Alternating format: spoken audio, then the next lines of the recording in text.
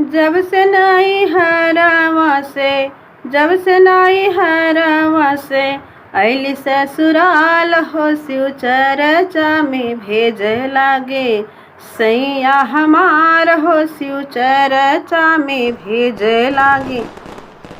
जब से नाई हरवा से जब से नाई हरवा से अली ससुराल हो शिव चर्चा में भेज लगले सैया हमार हो शिव चर्चा में भेज लगले।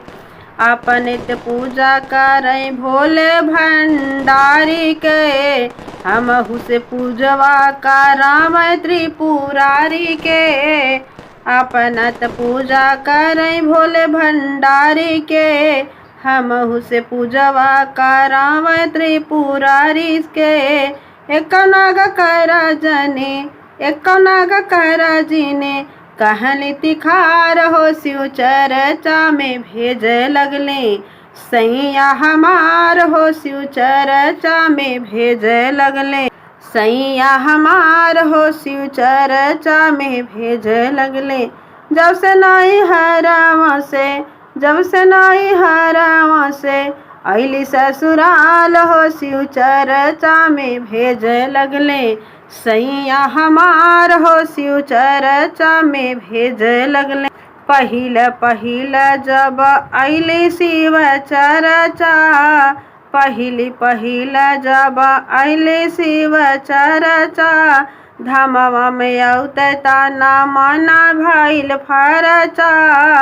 धमवा में ताना माना अली माना भइले फरचा। भोले के चरनिया में भोले के चरनिया में सुखवाया पार हो शिव चर्चा में भेज लगले सैया हमार हो शिव चर्चा में भेज लगले। दया बरसावत हुए हमरे भोले बाबा हो जेके प्रसिद्ध बाटे काशी और काबा हो। दया बरसावत हुए हमरे भोले बाबा जेके प्रसिद्ध बाटे काशी और काबा। नमवाने के बाटे तोहरा करतार हो शिव चर्चा में भेज लगले सैया हमार हो शिव चर्चा में भेज लगले। जब से नाई हरवा से जब से नाई हरवा से अली ससुराल हो शिव चर्चा में भेज लगले सैया हमार हो शिव चर्चा में भेज लगले। भैया हो हरिंदर तीन सुध बताए दया चाचा नाम शिवाय पहले अपनाए। भैया हो हरिंदर तीन सूत्र बताए दया चाचा नाम शिवाय पहले अपनाए।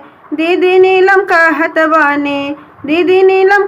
बानी होई उपकार हो शिव चर्चा में भेज लगले सैया हमार हो शिव चर्चा में भेज लगले। जब से नाई हरवा से अली ससुराल हो शिव चर्चा में भेज लगले सैया हमार हो शिव चर्चा में भेज लगली। जब से नाई हरवा से अली ससुराल हो शिव चर्चा में भेज लगले सैया हमार हो शिव चर्चा में भेज लगले।